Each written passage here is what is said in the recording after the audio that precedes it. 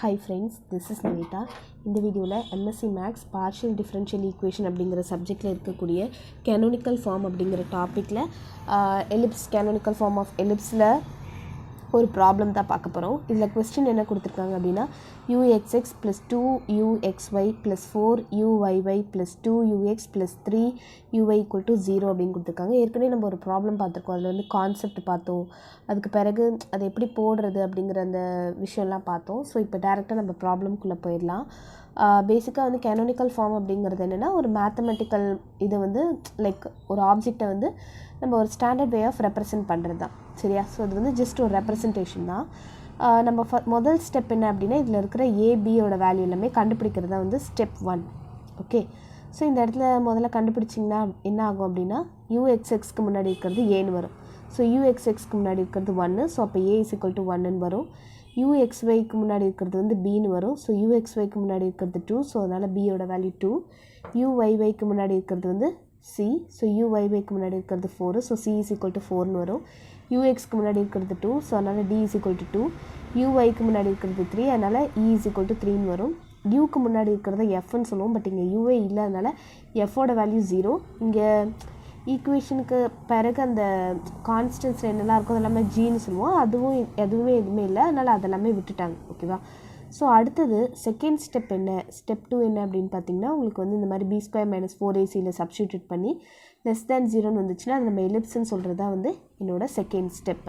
So அப்போ இந்த இடத்துல b² - 4ac போடும்போது b² 2² - 4 × a வேல்யூ வந்து 1 × c வேல்யூ வந்து 4ன்னு வரும்.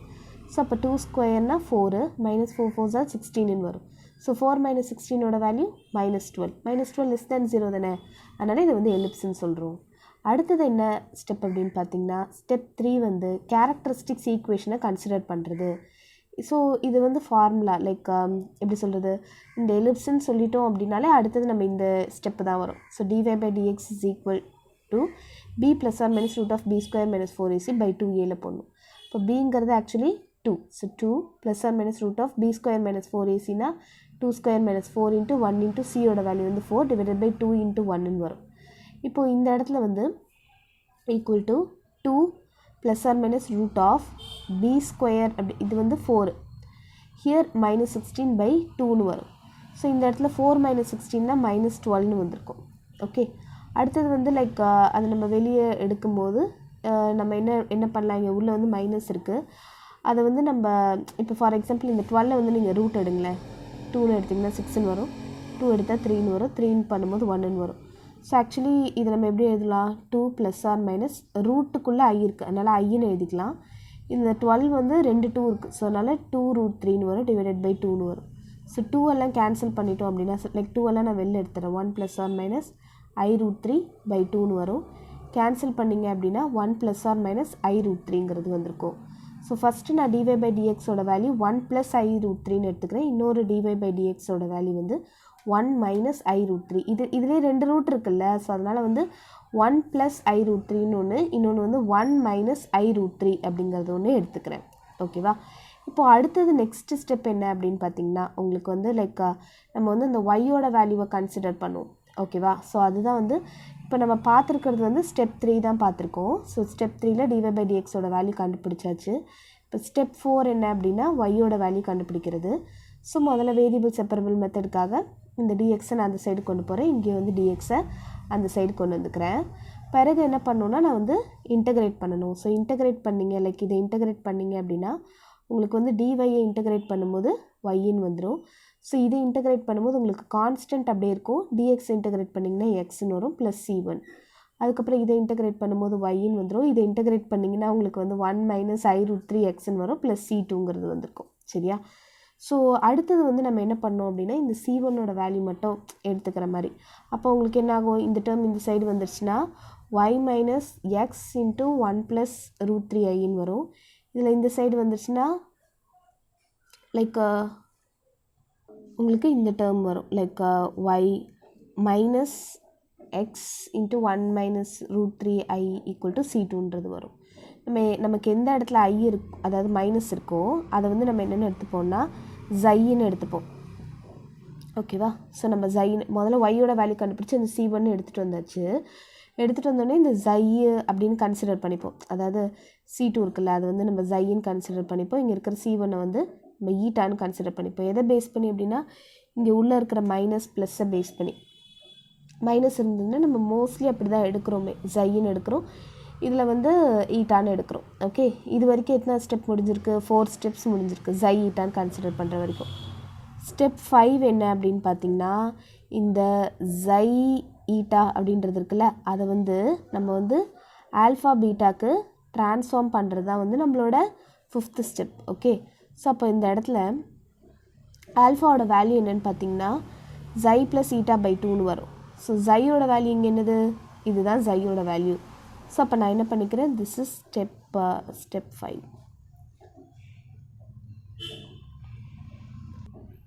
ஸோ எனக்கு தெரியுது ஜை இது ஈட்டா இதுன்னு, அது ரெண்டுத்தையும் ஆட் பண்ணுறேன். ஜை ப்ளஸ் ஈட்டா பை 2ன்னு வரும். ஸோ அப்போ வந்து உங்களுக்கு என்ன ஆகும் அப்படின்னா, லைக் ஃபஸ்ட்டு வந்து உங்களுக்கு நம்ம வந்து முதல்ல பிரித்து எழுதிக்கிறோம். ஏன்னா இங்கே இடத்துல வந்து மைனஸ் எக்ஸ்ன்னு இருக்குல்ல, அது வந்து உள்ளே போகணும்ல, அதனால் வந்து மைனஸ் எக்ஸ் இன்ட்டு 1ன்னு சொல்லும்போது மைனஸ் எக்ஸ்ன்னு வரும். மைனஸ் எக்ஸ் இன்ட்டு மைனஸ் √3iன்னு சொல்லும்போது எனக்கு ப்ளஸ் √3xiன்றது வந்திருக்கும். அடுத்தது இங்கே மைனஸ் எக்ஸ் உள்ளே போச்சுன்னா மைனஸ் எக்ஸ்ன்னு வரும். இங்கே வரும்போது மைனஸ் √3xiன்னு வரும், டிவைடட் பை 2ன்றது வந்திருக்கும். இப்போது எனக்கு கேன்சல் ஆகுறது என்னென்ன டேர்ம்ஸ்லாம் அப்படின்னு பார்த்தீங்கன்னா, இந்த டேர்மும் எனக்கு கேன்சல் ஆகிடும். இப்போ இந்த இடத்துல பாருங்கள் 2y இருக்குது, ஸோ அதனால் ப்ளஸ் 2yன்னு போட்டுக்கிறேன். இந்த இடத்துல வந்து 2x இருக்குது, அதனால் மைனஸ் 2xன்னு போட்டுக்கிறேன், டிவைடட் பை 2ன்னு வரும்.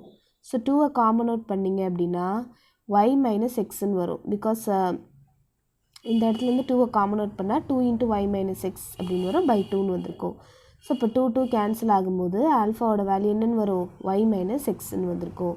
ஸோ இங்கே ஆக்சுவலி என்ன பண்ணியிருக்கோம், நம்ம வந்து இந்த ஜை ப்ளஸ் ஈட்டா பை 2ன்னு பண்ணுறோம். ஜையோட வேல்யூ இது, ப்ளஸ் ஈட்டா அப்படின்னு சொல்கிறது இது, பை 2ன்னு வரும். ஸோ இந்த எக்ஸை வந்து உள்ளே கொண்டு போகிறோம். ஓகேவா, எக்ஸ் 1 மைனஸ் √3iன்னு இருக்குது. ஸோ முதல்ல மைனஸ் எக்ஸை உள்ளே கொண்டு போனால் மைனஸ் எக்ஸ்ன்னு வரும். இதை உள்ளே கொண்டு போனால் மைனஸ், இங்கே ஒரு மைனஸ் இருக்குது, ஸோ அது ரெண்டும் சேர்ந்து ப்ளஸ்ன்னு ஆகிடும். அதுக்கப்புறம் √3xiன்னு வரும். ஓகேவா, ஸோ இது ரெண்டுத்தையும் மல்டிப்ளை பண்ணும்போது இங்கே மைனஸ் மைனஸ் சேர்ந்து ப்ளஸ் ஆகிடும், √3xiன்னு வரும். ப்ளஸ் y அப்படியே போட்டுக்கிட்டேன். இங்கே வந்து மைனஸ் எக்ஸுன்றது போது இங்கே வந்து மைனஸ் எக்ஸ் √3iங்கிறது வருது. ஸோ ஆஃப்டர் தட் அதான் இது ரெண்டும் கேன்சல் ஆகி உங்களுக்கு நம்ம பேலன்ஸ் இருக்கிறதெல்லாம் வரும்னு பார்த்தோம். அடுத்தது பீட்டாங்கிறது ஜை மைனஸ் ஈட்டா பை 2iன்னு வரும். ஸோ அதே மாதிரி நீங்கள் வந்து ஜை மைனஸ் ஈட்டா அப்படின்னு போடும்போது இந்த மாதிரி வந்திருக்கும், பை 2iன்னு போடுவீங்க. அப்போது இந்த இடத்துல நான் போட்டு காட்டுறேன் பாருங்கள். ஜை மைனஸ் ஈட்டா ஐன்னு சொல்லும்போது ஜை மைனஸ் ஈட்டா பை 2iன்னு சொல்லும்போது ஜையோட வேல்யூ என்னது?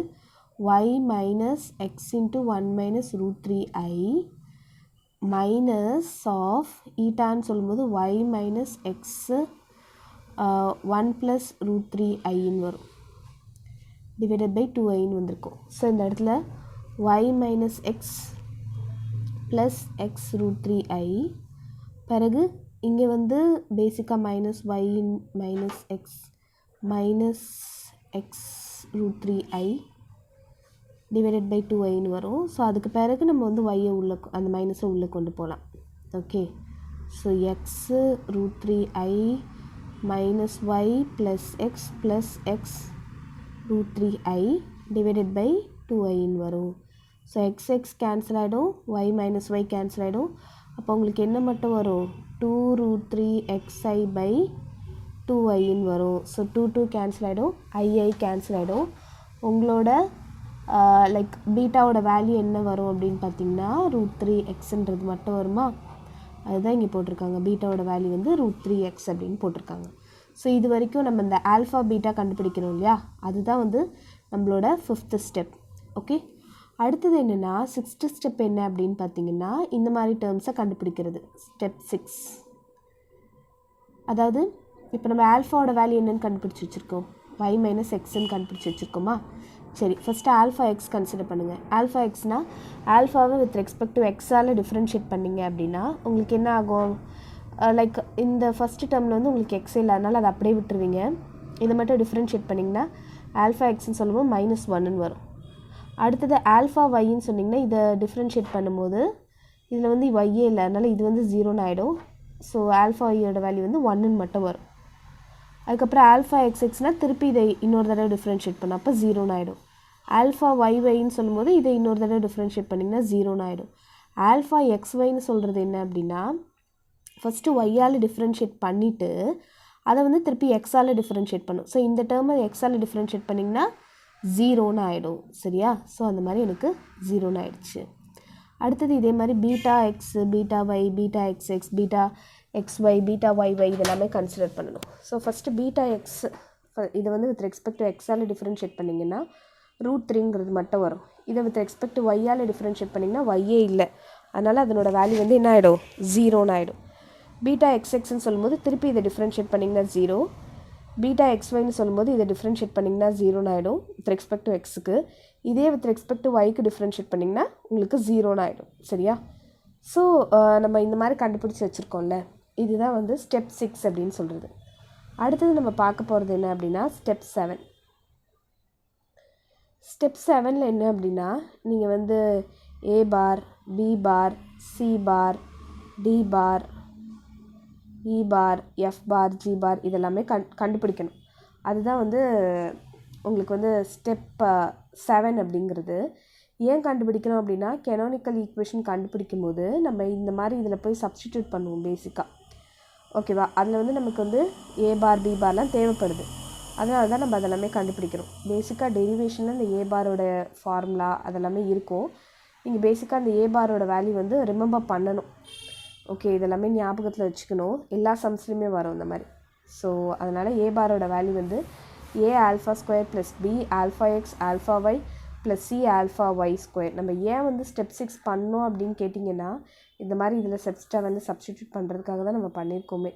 ஓகேவா? இதெல்லாமே ஒரு ஃபார்மேட் லைக் ஈக்குவேஷன் டெரிவேஷனில் கண்டுபிடிக்கும் போது உங்களுக்கு இதெல்லாமே கரெக்டாக வந்துருக்கு. அதனால தான் இங்கே ஏபிசிலாம் என்ன அப்படின்னு பார்த்திங்கன்னா நம்மளை இந்த ப்ராப்ளம் ஆரம்பிக்கும் போதே நம்ம வந்து ஏபிசி எல்லாம் கன்சிடர் பண்ணோம்ல, அதுதான் ஏபிசியோட வேல்யூ.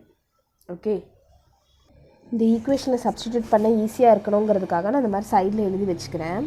அப்போ வந்து A ஆல்ஃபா எக்ஸ் ஸ்கொயர்னு சொல்லும்போது ஏவோட வேல்யூ வந்து 1. ஸோ 1 இன்ட்டு ஆல்ஃபா எக்ஸ்ன்னு கண்டுபிடிச்சது -1. ஸோ அப்போ -1 ஸ்கொயர்னு வரும். ப்ளஸ் பியோட வேல்யூ வந்து 2 ப்ளஸ் 2 இன்ட்டு ஆல்ஃபா எக்ஸோட வேல்யூ வந்து -1. ஸோ -1 இன்ட்டு ஆல்ஃபா ஒய்யோட வேல்யூ வந்து 1ன்னு வரும். ப்ளஸ் சிங்கிறது 4 plus 4 into alpha y whole ஸ்கொயர்னால் 1 ஸ்கொயர்னு வந்திருக்கும். ஓகே, ஸோ அப்போ இந்த இடத்துல -1 ஸ்கொயர் பண்ணிங்கன்னா உங்களுக்கு 1ன்னு ஆகிடும். இந்த இடத்துல -2ன்னு வரும், ப்ளஸ் 4ன்னு வந்திருக்கும். ஸோ 4 + 1 5, 5 - 2 வந்து 3ன்றது மட்டும் வந்திருக்கும். This is A bar. Okay, இதே மாதிரி நம்ம B பார் கண்டுபிடிக்க போகிறோம். B பாருக்கான ஃபார்முலா வந்து என்ன அப்படின்னு பார்த்தீங்கன்னா 2A ஆல்ஃபா, ஸோ இங்கே எழுதியிருக்கேன் பாருங்கள், 2A alpha x beta x plus B into alpha x beta y plus alpha y beta x plus C into plus 2C into alpha y beta y அப்படிங்கிறது வந்திருக்கும். So இதில் வந்து நமக்கு இருக்கிற values எல்லாமே போட்டு சப்ஸ்டிடியூட் பண்ணணும். முதல்ல 2 போட்டிருக்காங்க, ஏவோட வேல்யூ வந்து 1ன்னு வருது. அதுக்கப்புறம் ஆல்ஃபா எக்ஸ்னால் அதனோட வேல்யூ -1, பீட்டா எக்ஸ்னால் அதனோட வேல்யூ வந்து √3. ஸோ அதை சப்ஸ்டிடியூட் பண்ணுறாங்க. அதுக்கப்புறம் நீங்களே சப்ஸ்டிடியூட் பண்ணி பார்த்தீங்கன்னா இது எல்லாமே வரும். சரியா? ஸோ பிறகு கடைசியில் வந்து உங்களுக்கு இந்த மாதிரி இது எல்லாத்தையும் பண்ணும்போது -2√3ங்கிறது வருது. அதுக்கப்புறம் இதை உள்ளே கொண்டு போனீங்க அப்படின்னா 2√3ங்கிறது வரும். ஸோ இந்த டேர்ம்ஸ் எல்லாமே உங்களுக்கு வந்து 0ன்னு ஆகிடும். அப்போ -2√3ன்னு வரும். ஓகேவா? -2√3ன்றது வரும். இன்னொன்று வந்து இங்கே வந்து +2√3ங்கிறது வருது. ஸோ இது ரெண்டுத்தையும் ஆட் பண்ணும்போது கேன்சல் ஆகி உங்களுக்கு 0ன்னு வந்துடும் B பாரோட வேல்யூ. இதே மாதிரி C பாரோட வேல்யூ நான் கண்டுபிடிக்கிறேன். அப்போ அது என்னது? A beta x square plus B beta X beta y plus C beta y ஸ்கொயர்னு சொல்லும்போது ஏவோட வேல்யூ என்னது? 1. அதுக்கப்புறம் பீட்டா எக்ஸ் ஸ்கொயர்னால் √3D ஹோல் ஸ்கொயர்னு வரும். So √3D whole square plus Bன்றது 2ன்னு வரும். பீட்டா எக்ஸ் பீட்டா ஒய்ன்னு சொல்லும்போது √3 இன்ட்டு பீட்டா ஒய்யோட வேல்யூ என்னது? 0. ஸோ அதனால தான் இங்கே வந்து 0ன்னு போட்டிருக்காங்க. Plus C into 4 into beta y ஸ்கொயர்னு சொல்லும்போது ஆக்சுவலி 0 ஸ்கொயர்னு வந்திருக்கும். ஸோ இதில் வந்து இது எல்லாமே 0ன்னு ஆகிடும். இதில் இதோட வேல்யூ மட்டும் பார்த்திங்கன்னா உங்களுக்கு 3ன்றது வந்திருக்கும். அதே மாதிரி Dக்கான ஃபார்முலா, திஸ் இஸ் D பாரோட ஃபார்முலா. அதுலேயும் நம்ம வந்து ஆல்ஃபா எக்ஸ்எக்ஸ் ஆல்ஃபா ஒய்வே அந்த மாதிரி வருது. ஸோ அது எல்லாத்தோட வேல்யூமே சப்ஸ்டிடியூட் பண்ணணும். அப்போ வந்து D பாரோட வேல்யூ 1ன்னு வருது. அதே மாதிரி இ பாருக்கான ஃபார்முலா இருக்குது.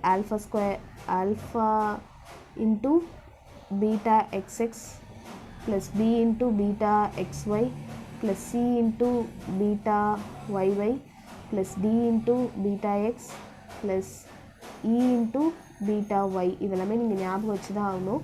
ஸோ இது எல்லாத்தையுமே சப்ஸ்டியூட் பண்ணும்போது இ பாரோட வேல்யூ வருது. இப்போ நம்ம கொஸ்டின்லே பார்த்தோம் எஃப்ஓ இல்லை ஜிஓ இல்லை அப்படின்னு சொல்லிட்டு. அதனால் எஃப் பாரோட வேல்யூ ஜி பாரோட வேல்யூ எல்லாமே 0ன்னு ஆகிடும். ஸோ இது வரைக்கும் நம்ம பார்த்தது எல்லாமே என்னென்னா ஸ்டெப் 7 தான் வந்து ஏ bar B bar C bar இ பார் அதெல்லாமே கண்டுபிடிக்கிறது. ஓகேவா? இப்போ ஸ்டெப் 8 என்ன அப்படின்னு பார்த்தீங்கன்னா நான் கண்டுபிடிச்சது எல்லாமே கொண்டு வந்து இதில் சப்ஸ்டிடியூட் பண்ணுறது. இப்போ ஏ பாரோட வேல்யூ என்னென்னு கண்டுபிடிச்சிருக்கோம் அப்படின்னா 3ங்கிறது கண்டுபிடிச்சிருக்கோம். சரியா? ஸோ அதனால் ஏ பாருக்கு பதிலாக நான் என்ன சப்ஸ்டியூட் பண்ணுறேன் 3 யூ ஆல்ஃபா.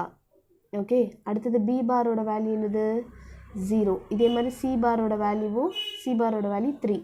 அதனால் பி பாரோட வேல்யூ 0ன்னு வருது. சி பாரோட வேல்யூ 3 யூ பீட்டான்னு வருது. டி பாரோட வேல்யூ வந்து 1. ஸோ அதனால் 1 இன்ட்டு யூ ஆல்ஃபான்னு வரும். இ பாரோட வேல்யூ வந்து 2√3 யூ பீட்டான்னு வரும். ப்ளஸ் எஃப் பார் ஜி பார் இதோட வேல்யூ எல்லாமே 0ன்னு வருது. ஓகே, ஸோ அதுக்கு பிறகு என்ன ஆகும் இந்த இடத்துலன்னு பார்த்தீங்கன்னா இதுவும் கேன்சல், இதெல்லாமே போயிடுமா? அப்போ 3u alpha plus 3u beta plus you alpha plus 2√3 you beta = 0ன்னு வரும். இப்போ இது ரெண்டுத்துலேருந்து 3 காமனாக எடுத்திங்கன்னா you alpha plus you beta இந்த சைடு கொண்டு போனீங்கன்னா மைனஸ் 2√3 யூ பீட்டா, இங்கே வந்து மைனஸ் யூ ஆல்ஃபான்னு வரும். ஓகே, அடுத்தது என்ன செய்கிறேன், இந்த இடத்துல இருக்கிற 3யை வந்து இங்கே கீழே கொண்டு வரேன். ஸோ இப்போ 1/3 இன்ட்டு திஸ் டேர்ம்னு வரும். ஸோ 1/3 இன்ட்டு திஸ் டேர்ம்னு வரும். இது ரெண்டத்தில் இருக்கிற மைனஸை வந்து வெளியில் எடுத்துடுறேன். ஸோ வெளில எடுக்கும்போது எனக்கு என்ன வருது அப்படின்னா ஒரு சைடு ஃபுல்லாக யூ ஆல்ஃபா ப்ளஸ் யூ பீட்டான்னு வந்துட்டு இன்னொரு சைடு ஃபுல்லாக like in terms of u alpha u beta இந்த மாதிரி வந்தது அப்படின்னாலே இதுதான் வந்து நம்ம கேனோனிக்கல் ஈக்குவேஷன்னு சொல்லுவோம். ஓகே, ஸோ இந்த மாதிரி வந்துருச்சு அப்படின்னாலே நம்ம வந்து கண்டுபிடிச்சிட்டோம், கேனோனிக்கல் ஈக்குவேஷன் வந்து கண்டுபிடிச்சிட்டோம் அப்படிங்கிறது அர்த்தம். ஸோ ஸ்டெப் 8 வரைக்கும் இருக்குது. ஓகே, ஒரு தடவை சின்னதாக ரீகலெக்ட் பார்த்துடலாம். ஸ்டெப் 1 அப்படிங்கிறது அந்த பேசிக்காக ஒரு ஈக்குவேஷன் இருக்கும்ல, அதில் வந்து ஏபிசிடியோட வேல்யூ கண்டுபிடிக்கிறது. ஸ்டெப் 2ங்கிறது அது எலிப்ஸா வேறு எதுவான்னு கண்டுபிடிக்கிறது.